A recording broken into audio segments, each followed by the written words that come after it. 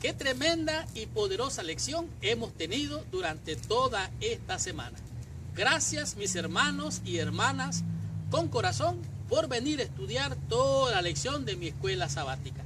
Sin duda ninguna, esta lección ha sido una lección de grande inspiración y de mucha bendición para todos nosotros.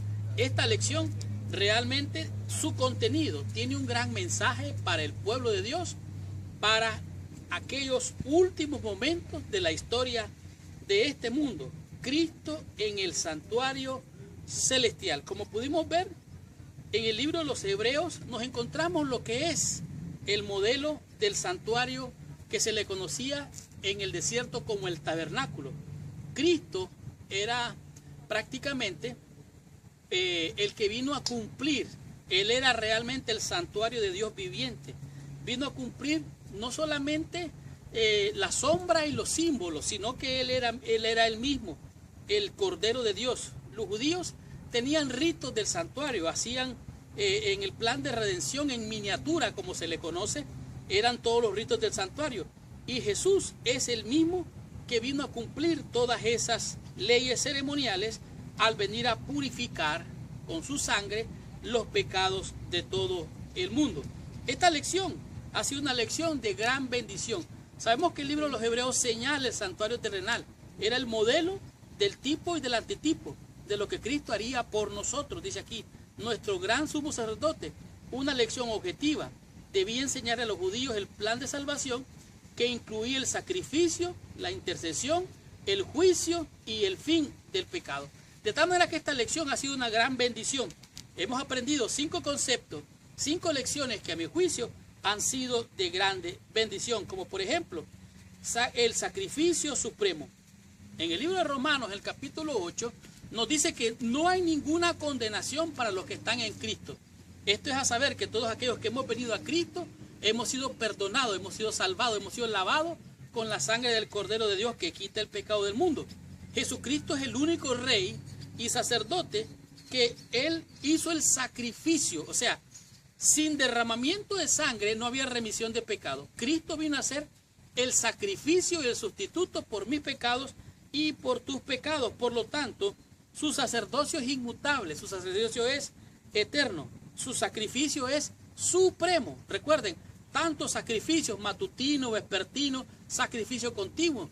Pues este sacrificio es supremo, es superior de todos los sacrificios. En el tema número 2 comprendimos lo que es el Cordero de Dios. Yo puedo imaginarme al profeta Juan, el Bautista, diciendo, he aquí el Cordero de Dios que quita el pecado del mundo. Esto significa que el Cordero de Dios era representado por Jesucristo. Así como en el santuario habían sacrificios de corderos y de animalitos, Cristo vino a hacer ese cordero, ese sacrificio, que Juan dijo, Él es el Cordero de Dios que quita el pecado del mundo. En todos los evangelios, en los 4 evangelios se habla de este cordero. Se habla de este sacrificio que era el Cordero de Dios. Y en Apocalipsis dice que Él es digno, el Cordero es digno de desabrir los sellos. En otras palabras, Cristo es el Cordero de Dios, el que cumplía todos los ritos, todas las ceremonias que eran hechas allá en el desierto, en lo que se conocía como el tabernáculo del desierto. En el tema número 3, nuestro sumo sacerdote. Recuerde que en el santuario estaban los levitas. Ellos se encargaban de hacer todas las labores del santuario. Habían sacerdotes y habían servidores, pero había uno que era el sumo sacerdote. Es el que estaba sobre todos los sacerdotes, es el que hacía las obras superiores como gran sumo sacerdote. ¿Sabe qué? Pues Dios, en su plan de redención y salvación, envió a su Hijo para que fuese nuestro gran sumo sacerdote.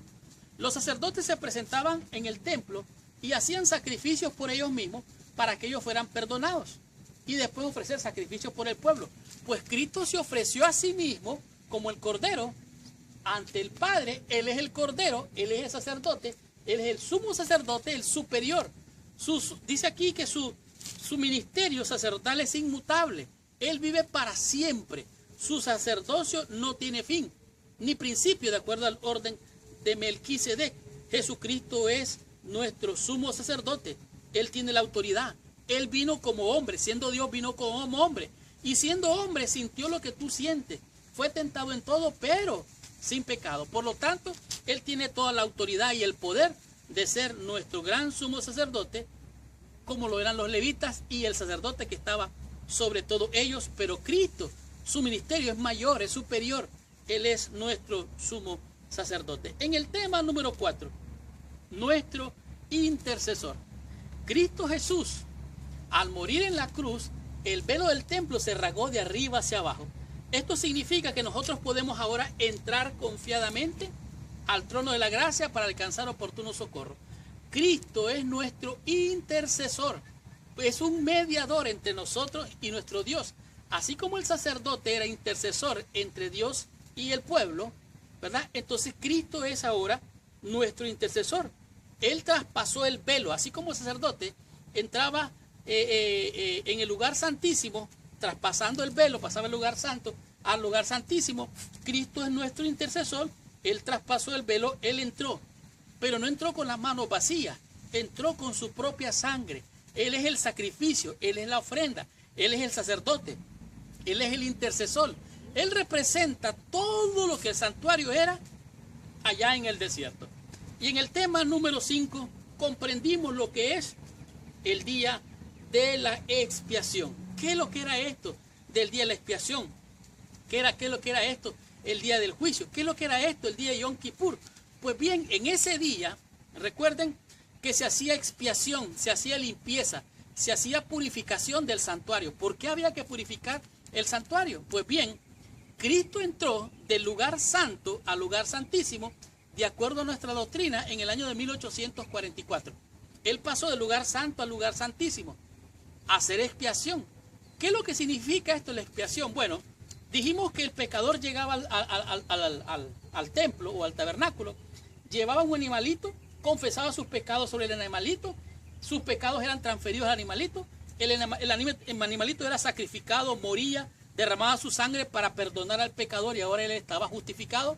Pero esa sangre de ese corderito, además de ser cocinada literalmente en el altar del sacrificio, su sangre era introducida al santuario y con su sangre manchaba el santuario, el lugar santísimo. En los cuernos del altar se salpicaba de sangre.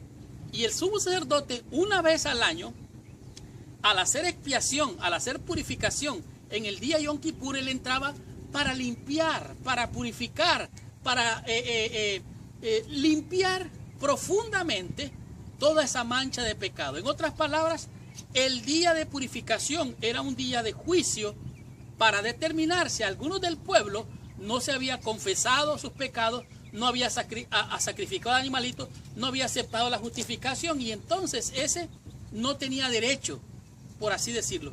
Pero en este caso, Cristo Jesús en el día de la expiación no es un juicio para buscar un culpable y condenar, no. El día del juicio es para determinar al culpable, ver quién es el verdadero culpable. ¿Se acuerda usted que había un macho cabrío por Azazel y otro por Jehová? Bueno, el que moría era por Jehová, era un sacrificio para bendición.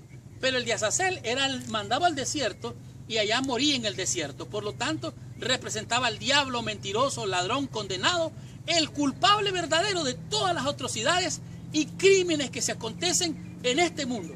Cuando Cristo venga, va a haber un juicio verdadero y va a determinar al verdadero culpable.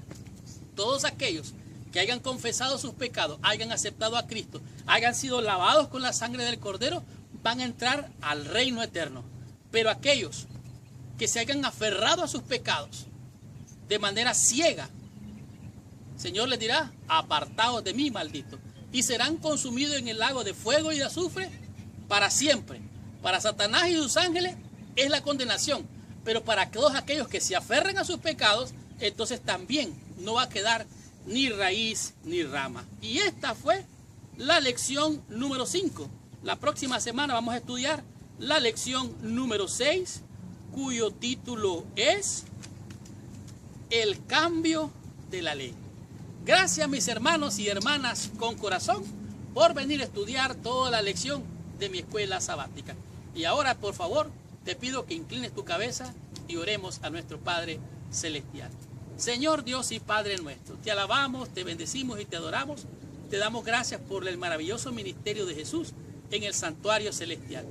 Ayúdanos a prepararnos, Señor, para aquel gran día cuando vengas en gloria, para juzgar a tus hijos y a este mundo, Padre. Ayúdanos a estar aferrados al invisible para poder alcanzar bendición, salvación y vida eterna. Bendice a mis hermanos y hermanas con corazón por estudiar toda la lección.